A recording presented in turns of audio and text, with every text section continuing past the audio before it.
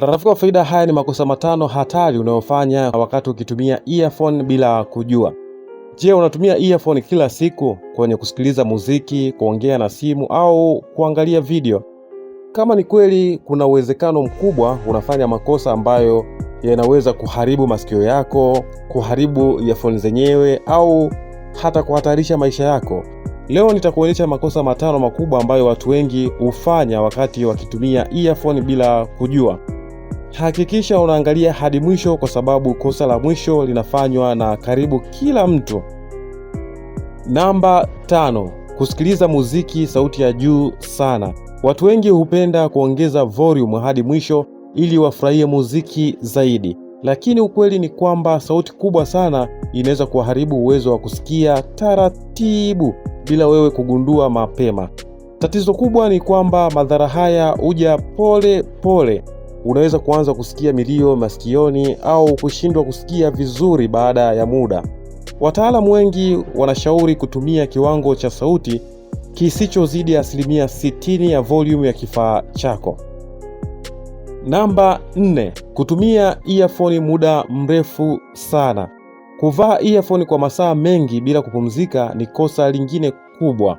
Masikio yanahitaji kupumzika pia. Kutumia earphone muda mrefu kunaweza kusababisha maumivu ya masikio, uchovu wa kusikia au hata maambukizi kutokana na joto la uchafu unaojikusanya. Jaribu kutoa earphone kila baada ya muda ili masikio yapate hewa.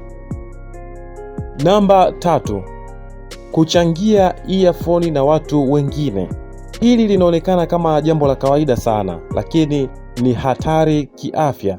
Kushare earphone kunaweza kusambaza bakteria na maambukizi kutoka kwa mtu mmoja kwenda kwa mwingine, kwa sababu earphone hukusanya uchafu, joto na bakteria kila siku, na watu wengi hawazisafishi kabisa. Njia sahihi ni kwamba tumia earphone yako binafsi au safisha kwanza kabla ya kutumia earphone kutoka kwa mtu mwingine.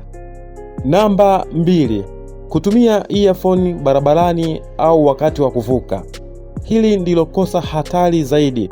Kuvaa earphone ukiwa unatembea barabarani au unavuka barabara kunaweza kukufanya usisikie magari, pikipiki au hatari nyingine zinazokuzunguka.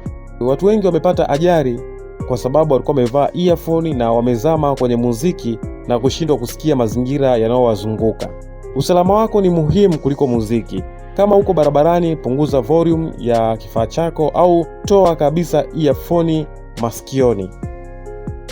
Namba 1. Kuvaa earphone vibaya. Hili ndilo kosa kubwa zaidi. Watu wengi huingiza earphone kwa nguvu sana au kuivaa upande usio sahihi. Ukivaa vibaya earphone inaweza kuanguka mara kwa mara, sauti haitakuwa nzuri na inaweza kuumiza sikio. Njia sahihi ya kuvaa ni kwamba hakikisha unaweka upande sahihi wa L iwe kushoto na R iwe kulia, na uizungushe kidogo iingie vizuri ndani ya sikio. Usiingize kwa nguvu sana. Ukivaa vizuri, sauti inakuwa safi na masikio yako yanakuwa salama zaidi. Sasa naambia kwenye comment ya hapo, ni kosa gani kati ya haya umewahi kufanya? Usisahau kulike video hii, kusubscribe na kushare kwa rafiki zako ili usikose video nyingine za teknolojia na mambo ya kidijitali.